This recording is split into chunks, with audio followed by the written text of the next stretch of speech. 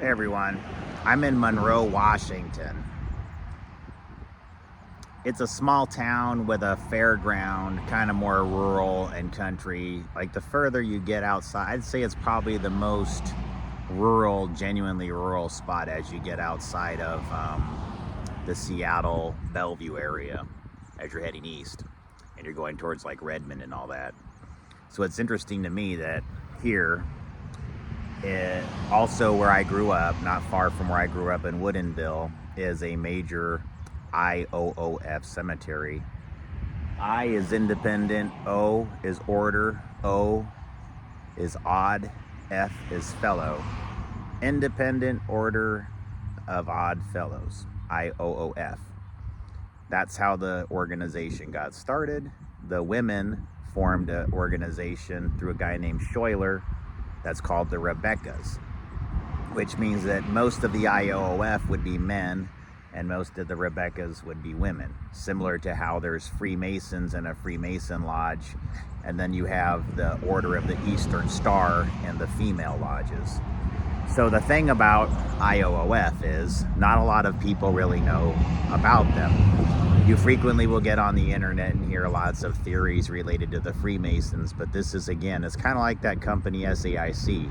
They've got a really good way of making sure that you never mention them. They're never discussed. But you might want to look into IOOF. You might want to look into the Rebekahs specifically, and here's why. There's this really telling poster that the Rebekahs have that says Rebekah work. Look it up, REBEKAH, Rebekah work, okay?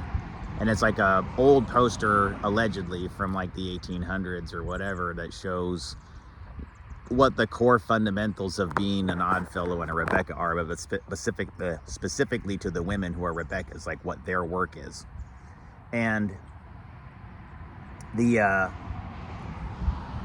there's one tile within the Rebekah work where the Rebekah is hovering over a man while he's sleeping who's wearing armor.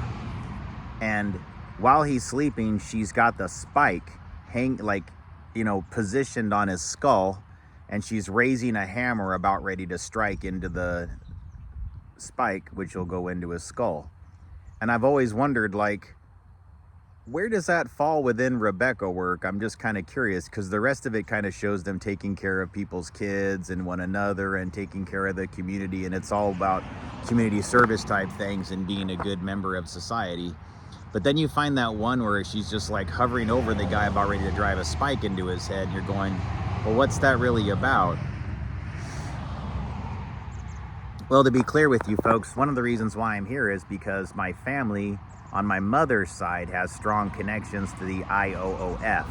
So this one here is in Monroe, okay? But there's one that's in Merrill, Oregon that's not quite as big and impressive as this one, because let me show you. This is huge. It goes all the way over there. It's big. I mean, like, it has roads to drive through it.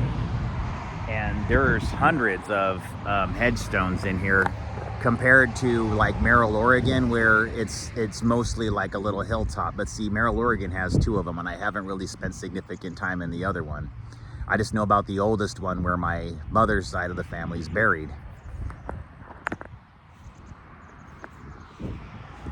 But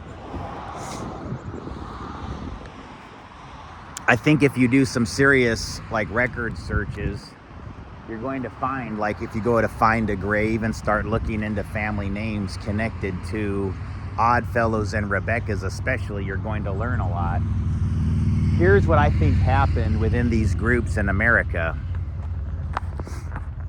Like a lot of them, they start off like they are what they are. They're, fraternal orders. They do charitable work for whatever reasons that they do them. And then, sorry, I don't want to talk too loud because it is a cemetery, but they get started doing it one way, and the environment, it invites like a lot of other activities. But I think in America, when it came to Merrill, Oregon, I think that the Nazis that came into the Tule Lake segregation facility, part of what they did was they basically took the bloodlines of some of the Oddfellows and the Rebekahs. And so some of the Nazis that were already here in America, they welcomed Nazis in from Paperclip, and then began to integrate them into America. And so now we have a lot of people that originate from that Merrill, Oregon and Tule Lake segregation facility that have potentially fake names that they just simply got by going through these headstones that you see through here, right? Or they get to know the families that are out there, because there's hardly anybody that lives out there in 1945. So when the Nazis went to go populate these small towns like Newell, California, Tule Lake, and Merrill, you're talking about towns that have less than 100 people in them, and suddenly they're swarmed with like 1,000 Nazis from Germany and Italy. And so I've learned actually that happened. I mean, had people tell me, but I haven't actually seen the documentation that this wasn't isolated as to what I've learned about Tule Lake and what we already know about Fort Bliss bringing in Nazis, that there may have been a significant number of other pockets in the country that followed this model of bringing in the Nazis, and then they just sort of like take or integrate into some of the family names that were within the Oddfellows and the Rebekahs. Okay, so within the Rebekah assembly, you have this sort of mishmash of people that, you know, were just like authentic ones that were from the original order and they do things the way that they do. And then you have the ones that are closer to like the Vril Society, the Thule Society, and those who have more occulted origins within the Nazi Party, who just use this group as a way to just sort of like integrate Nazism into America. And again, folks, I'm not trying to draw negative aspersions towards people that are Oddfellows or Rebekahs overall. That's not my intention. It's really to sort of help clarify what I've kind of learned. It just seems like whatever these groups were and whoever they were, it seemed to be like something that the Nazis would take the names and then become the families, delete the old ones, and then become them in history without even, you know, like, so if you're in a town full of 100 people, there's no internet, there's no way to detect if this happened. You could literally just go into a small town in Northern California, Eastern Washington, Western Washington, wherever it is, and completely take over if you can outnumber them. And it looks to me like that's actually what the Nazis were able to do with the permission of people here in America in some of these small towns, was to literally just take over.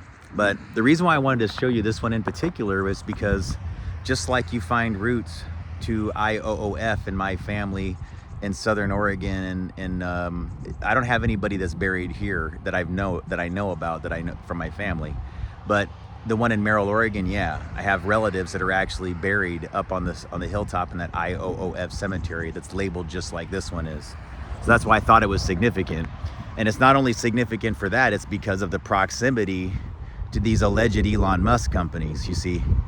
Because once you know what these people actually do, like how they perceive things and where they choose locations for their operations and businesses, you'll know that he didn't select the family didn't select Redmond and all these other areas for no reason. This is where IOOF has significant influence. And the reason why I want you to know this, folks, is because frequently, and again, I don't know much about, I'm not going to sit here and tell you like I know everything about the Freemasons. What I do know is that in this country, they're really good about making sure that everything's blamed on Freemasons and other groups, but that the Oddfellows, it's like never mentioned. It's like SAIC. We know how much SAIC has done and how much they're actually behind, yet you just don't hear about them. You can kind of see the problem.